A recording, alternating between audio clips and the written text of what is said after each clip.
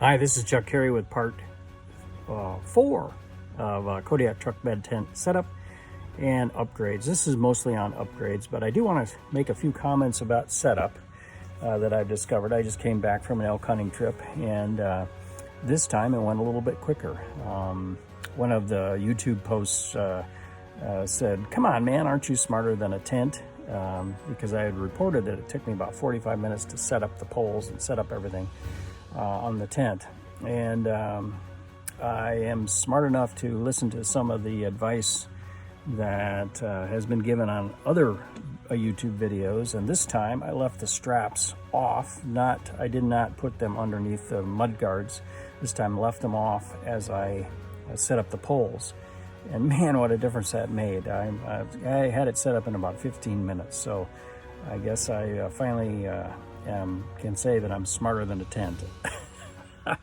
There's one other thing that I did that I think I'll pass along to you. There's a small loop in the front of the tent, on the front of the canvas that goes between the bed of the truck and the cab. And I tied a cord to that, long enough on both sides so that I could pull it down in between the truck cab and the bed, and tied it off initially, and then left all the other loops loose. And that kept the canvas forward as I erected the poles inside.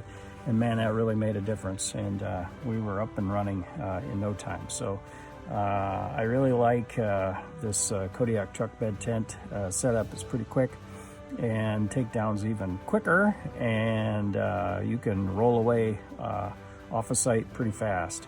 So that's what I've been working on. But this video is mostly about some of the upgrades that I have done in the way of power, in the way of lights, and in the way of a little small table that I put into this truck bed tent. But a couple of things about a Kodiak truck bed tent that I really like is the fact that it dries so quickly. I mean, we were driven out of the mountains because of snow and rain, and I've got the tent now on the ground, and it was already dry. I mean, I had a 6-hour drive, and then it stayed overnight. And now this morning I pulled it out to dry it out for the season, and it's already dry. So it's amazing. My other thing that you'll notice is on the canvas tents, you'll see most of the outfitters are using these white canvas tents as well, and they really do well with small stoves, where a nylon tent, of course, would be really would melt around you. I think you can do it, but it's much more difficult to use a stove in a nylon tent versus a canvas tent. And the Kodiak tent is almost designed for it, because you have a nice vent at the top that you need to keep open when you're burning anything that is combustible, especially propane. Now, this will be my disclaimer, because in the next videos that you see here on the upgrades, you'll see my Mr. Buddy in my tent, and you'll also see a jet boil on a table. And I use those, but I use them very cautiously. I use them for a short period of time only, and I'm very well vented. I have the window on my jet boil, over my jet boil exactly, and it's vented halfway, and I'm using that for approximately 3 to 5 minutes to boil water for coffee in the morning, and that's it when I first get up. And then the Mr. Heater I use just in the evenings to take the chill off while putting things away, and dry some socks and gloves out, and then turn it on in the morning to dress to go. So anyway, it's important to understand that propane, or rather carbon monoxide, is very lethal, and you need to be handled with handling it with a lot of respect. Make sure that your confined areas are well ventilated.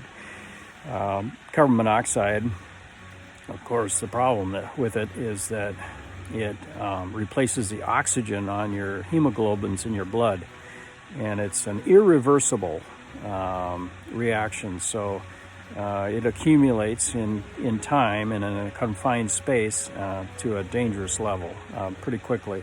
So make sure that you understand what happens and how that all works. Well, enjoy the videos that are coming. We're gonna, like I talk about mostly now about upgrades with the Kodiak truck bed tent, and we'll go from here. Okay, welcome to part 4 of upgrades for the Kodiak truck bed tent. And as you know, these truck bed tents are not super expensive. I think this was about $350 for a mid-size camper. I bought it at Family Tent Camping online, an excellent company I would recommend. They really service their customers. They have great communication, and I can't say enough about how the experience that I had with those folks in Utah, and they're close to the factory for Kodiak, I think. You know, they must have an in with them or something, because they certainly delivered on time, and it was free delivery, in fact, and on time where everybody else was going to be delayed, back ordered, etc. So I was very pleased with what I got for my money. So you know, but $350 still is not bad for a camper like this, and this is really the top of the line truck bed tent. So with that in mind, you can afford some upgrades, and I showed you an upgrade with the fly that you put on for a couple $100. And then this is how I'm organized, and I'll show you another upgrade here shortly. This is where I keep my food in the back of my truck. So this is my dry box of dry goods in here for my food, canned goods and dry goods. Next to this is a little refrigerator that I purchased from Amazon. It's called a, let's see if I get it right, it's a Alpi-Cool refrigerator. It's on right now. It's freezing 3 ice packs. I buy the Ozark Trail from medium-size packs from Walmart, which are about $10 a piece. Nice ice packs, by the way. They maintain their shape and last a long time. They have a gel in them. I would recommend those for the price and what you get for them. But anyway, those ice packs are in there. 3 in there. I have 3 in my cooler right now. That is one of those, I can't remember the name of that cooler. It's not a Yeti, but it's another brand of cooler that keeps things cool long time, and that works out pretty well. But I keep all my food basically in the back of my truck, and that way you don't have to worry about critters getting into your food supply if you leave it on the picnic table, and you know, it's really secure in your truck. And it also solves a problem of space in the Kodiak truck bed tent, keeping all your food in one spot in the back of the truck. This unit can be plugged into the truck, so the truck can charge this unit, and you can also plug this into a generator, or you can plug it into a battery pack that you have. And you can have a solar panel charging the battery pack. So those are some of the options. I chose to go with the battery pack, and I'll show you a little bit more of that as a generator. And then I have a solar panel as well on the top of this truck. Okay, this is my power pack. This is Zachary. It's a Explorer 300 watt. It actually is 289 or 298 amp hour battery pack, and it sure saves a lot of money.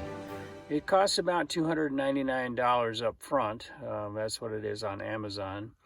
But if you're considering buying a generator, you're looking at least $1,500, and then buying all the accessories that go along with it, plus carrying all the fuel. This seems to serve my purposes a lot better. So anyway, this is my refrigerator being run right now. It's pulling only 1 watt, it shows here, but when it turns on, it's cycling right now. It'll be drawing about 23 to sometime 23, 25, somewhere in that range. It's on the economy setting, which is what they call low power on that refrigerator. It's a small refrigerator, but it's a freezer. It's freezing 3 ice packs right now for me. And you can see the solar coming in is generating 13 watts. Here, let me turn this on. This display, you can see a little bit better. 13 watts coming in, 1 watt going out. And my battery is at 85% right now. Now, I'm running an in and an out at the same time, and they don't recommend that for battery life. But occasionally, I don't think it hurts to do that. So anyway, what's nice about this is these wires, this one going to the solar panel on the roof of the truck goes, and my refrigerator cord goes in the same spot and goes in the back window of my truck. And actually that back window closes almost completely with that cord there. So that works out really well. What else can I tell you about this unit? It has the 2 power outlets for 110. It has USB ports here for charging phones, charging walkie-talkies, all kinds of stuff that you would have, devices. It even has a C port for like a MacBook Air kind of a charge. You could take this out to a picnic table as they show in their advertisement, and run your business from a picnic table. And anyway, each of these separate areas have their own switch, and this is a slick little deal, and really solves the issue with having to carry so much extra fuel and having a generator at the same time. That will work pretty well. So you can see it just powered on again here. Let me get this refrigerator powered on. It's taking 28 watts right now. I'm still putting back in 13 watts from my solar panel, and so that's pretty good. It's a 25 watt solar panel. So anyway, that's my power pack. So here's my solar panel. This is a Thunderbolt solar panel from Harbor Freight, and I have designed it. I put a unistrut, I cut a unistrut and put it in that channel, and I put a couple pieces of wood on there and some rubber pads to hold it on top of the truck, and then ran the cord directly from there into my Kodiak truck bed tent. So that's how I set it. And I'll walk around here and show you the other side. You can see how I have got this configured. I bought an extra long cord so that I can, the rest of it's in the truck. I can take it off of the truck and move it down and put it on the ground if I need to, or on a table, on a picnic table or something where there may be more sun. But this is starting to get sun for the first time really today as it comes out of the trees.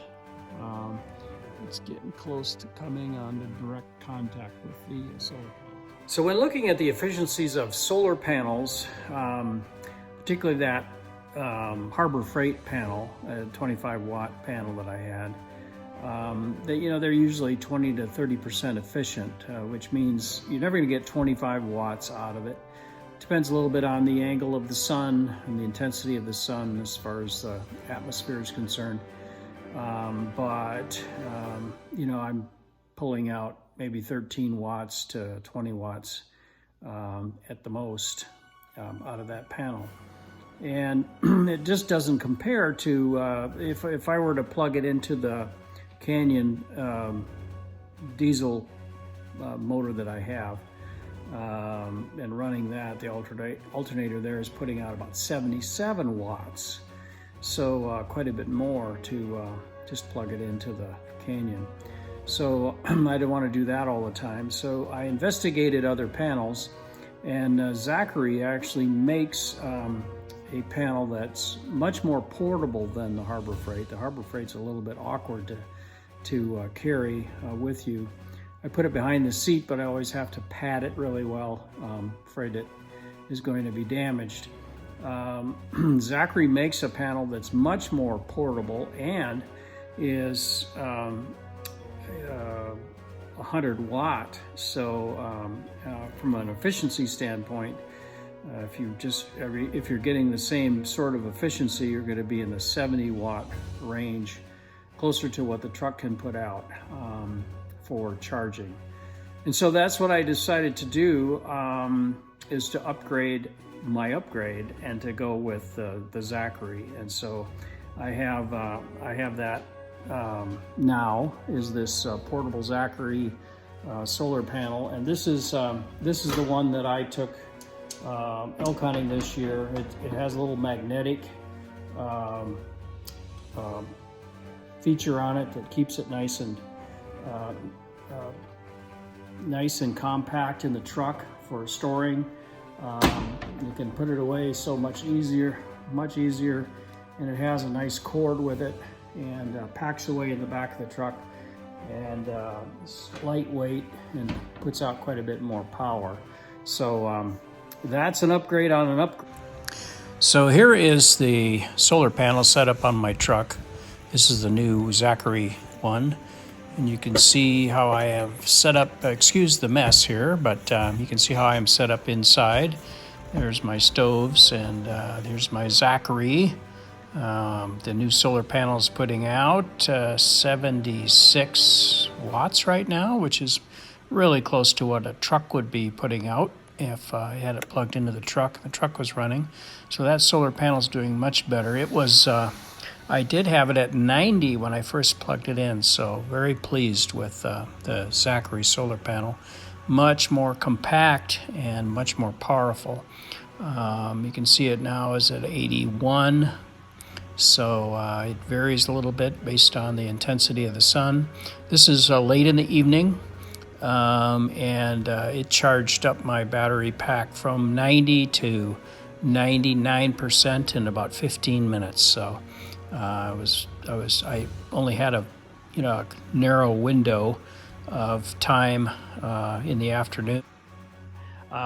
This is I just wanted to show you a little bit of an upgrade that I did this year for my Canyon, and I purchased this solar charge regulator.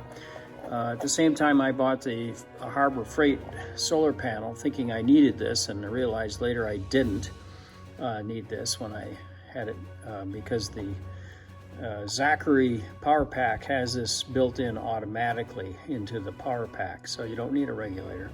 But I had this extra regulator then. I think this was $23.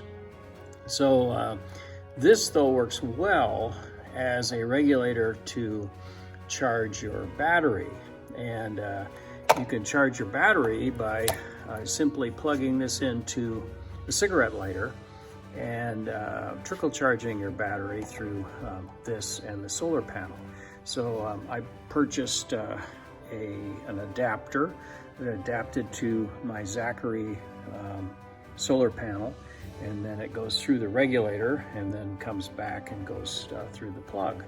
Now you need to have a live power outlet for that to occur, and many vehicles have their power outlets regulated by the ignition. So in other words, if your ignition is not on, then the power outlet is going to be off.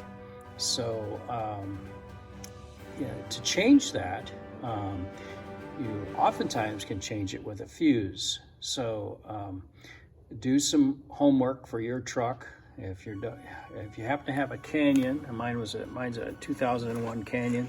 I just simply looked it up on the owner's manual, and you can see that underneath the passenger side, passenger leg area is the fuse box. And if you open that up, you can see that this fuse has 3 terminals, a 50 amp fuse, and there's 3 terminals here.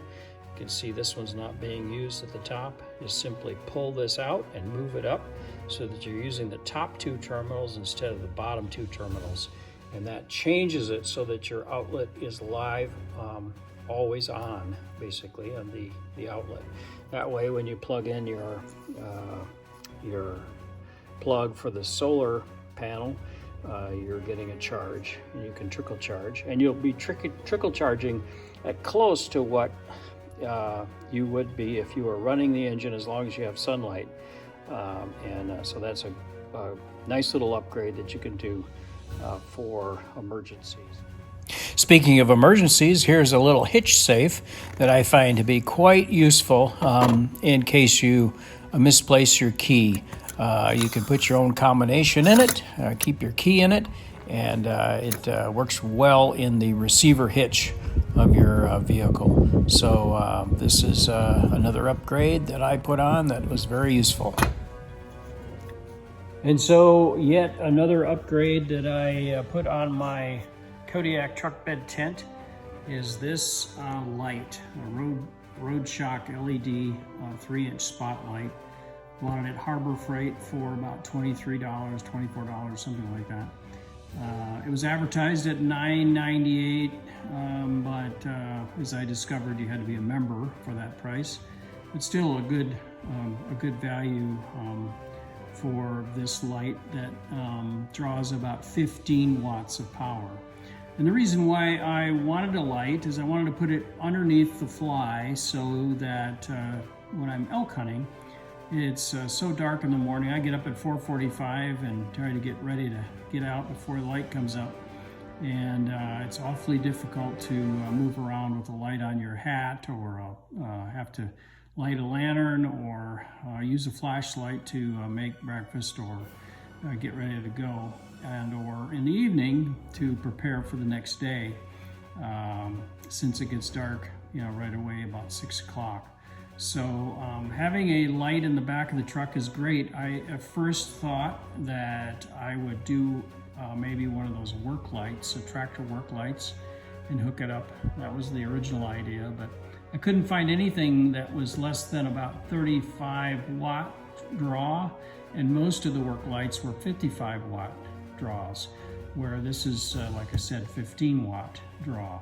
So, and a very bright white light. So the way I hooked it up is, here's the light. I put it on a ram mount. This would be a mount that you might put on a fish finder or something like that. It has a ball on both ends and a screw in the middle to tighten both ends up. This ram mount you can find on Amazon very easily. I happen to have this ram mount, so I can't remember what they cost, but it's not a lot of money. But I have it rigged up, basically hooked up on the bottom of this light. It just screws on very easily, and onto a ball, and then this hooks on to the canopy in the back, and then shines down from there, behind and under the fly. So, and I direct the light one way of the table, so it's not just right in your eyes. It worked out really, really well. So I run from there. I run the cord down and back up through the tailgate and on the rail, the unirail that I put into the truck bed tent. And from there, I have a quick disconnect that connects into the switch. I have it grounded to the first rail bolt, and then the switch is just simply switch that goes right on the unistrut on the truck, unistrut rail, and then I can flip it on and off from the bunk as I'm sleeping there, or I can turn it on as I'm going in or out of the truck bed tent. So then this cord then runs over to the battery pack, and that battery pack is the source of power for this. And like I say, it only draws 15 watts, so it's very light draw, and it works extremely well. You'll see it set up in the videos that follow. So here's a real quick video of the light that is on a ram that is screwed to the canopy.